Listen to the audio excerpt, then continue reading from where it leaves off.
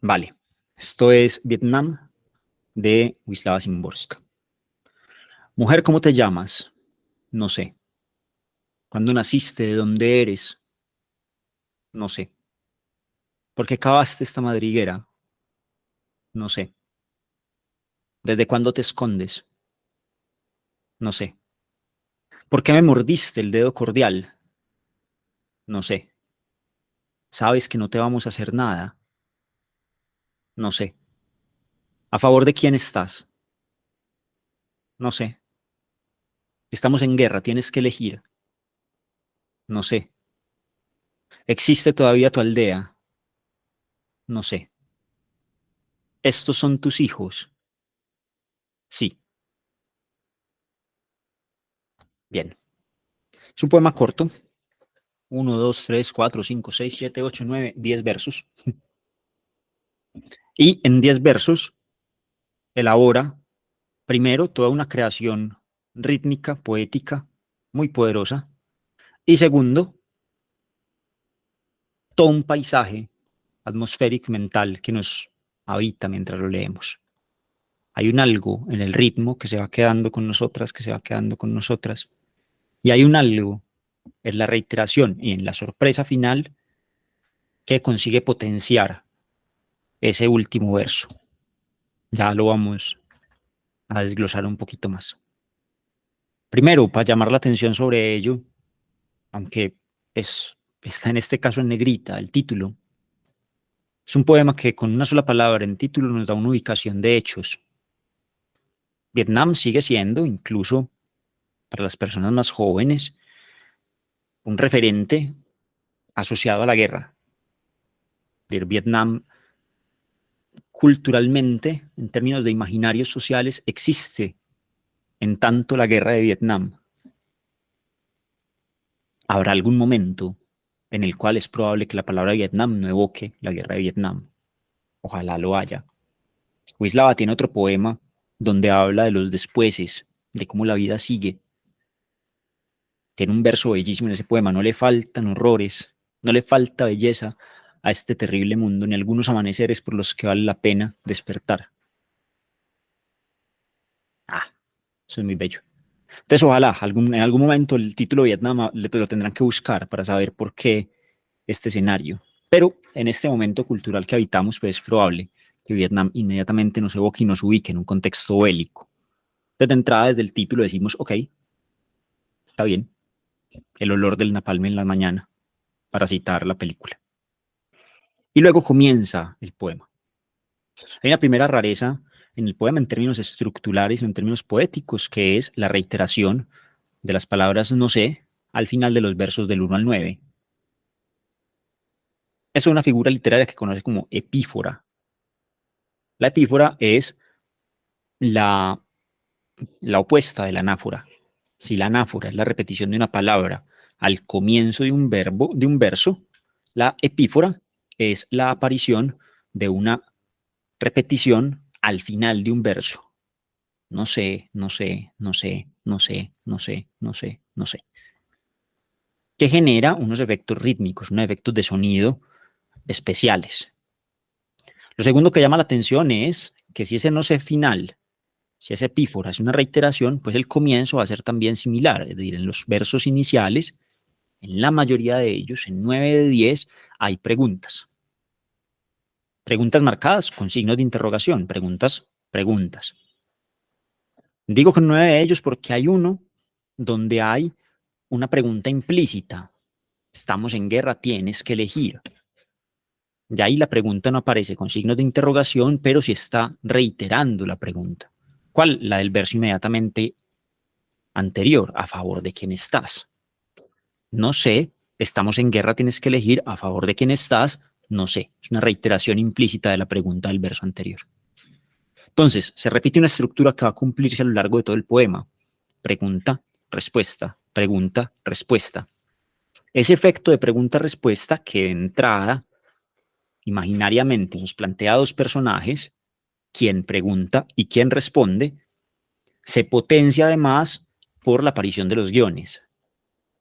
El guión largo es usualmente utilizado en la literatura para dar entradas de diálogo.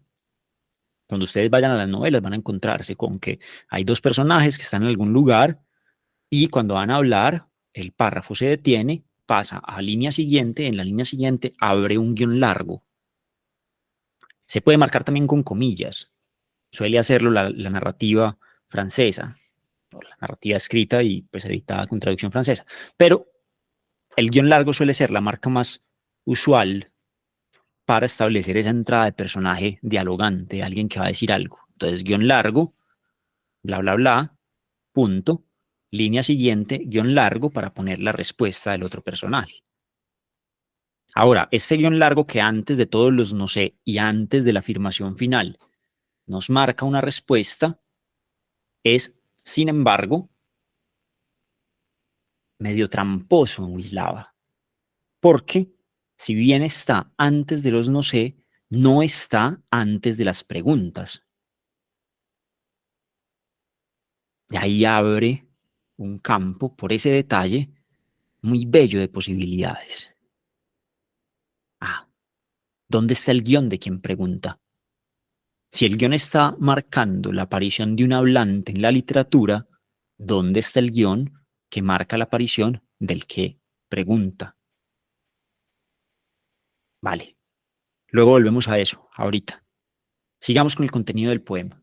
Luego entonces con una serie de preguntas de reconocimiento que empiezan desde la más básica de todas, el nombre. Pregunta de reconocimiento inicial. Hola, ¿cómo estás? ¿Cómo te llamas? ¿Quién eres? Hablar el nombre, decir el nombre es hablar sobre algo íntimo propio. ¿Quién soy? Y ante esa primera pregunta de quién eres, cuál es tu nombre, cómo te llamas, comienza a aparecer una primera respuesta que extraña en la lectura, que es no sé. ¿Cómo no voy a saber cómo me llamo? Y luego siguen otras preguntas íntimas. Segundo verso, ¿cuándo naciste? ¿De dónde eres? Si la primera era una pregunta íntima por el nombre, por aquella serie de fonemas que utilizamos para identificar a alguien, la otra es una pregunta histórica. ¿Cuándo naciste? ¿De dónde sos? Edad y patria. Generación, a qué tiempo pertenezco y a qué lugar pertenezco. Y de nuevo, a esa pregunta en clave íntima, la respuesta es no sé. De nuevo, ¿cómo no sabré cuál es mi tiempo y cuál es mi lugar? Primer verso, pregunta por el nombre, pregunta por la identidad, pregunta por el ser. Segundo verso, pregunta por el tiempo y por el lugar. ¿A qué tiempo y a qué lugar perteneces? No sé. Y ya vienen preguntas más ancladas al contexto inmediato del encuentro. ¿Por qué cavaste esta madriguera? Y ahí pasan varias cosas. La primera, alcanzamos a imaginar más nítidamente la escena. La persona que responde está enterrada porque cavó una madriguera, cavó un lugar para esconderse. Y aparece ese gesto de animalización del personaje. No es porque cavaste este refugio, es madriguera, como las que usan los mamíferos pequeños, que va a reforzarse esa idea con este mordiste, como los mamíferos pequeños, como los roedores. ¿Por qué cavaste esta madriguera? ¿Por qué me mordiste? Ok. Y sigue generando contexto y seguimos viendo más nítidamente la escena, desde cuándo te escondes. Y ya vemos que esta persona a quien le están preguntando es que está escondida, que ha tenido que ocultarse. ¿De qué? De algo terrible que está ocurriendo fuera. El verso sexto va a marcar una primera descripción de quien pregunta. Hasta este momento no sabíamos nada de quien estaba preguntando, pero aquí ya vemos que quien pregunta está intentando decir que no viene con intenciones de herir. Sabes que no te vamos a hacer nada.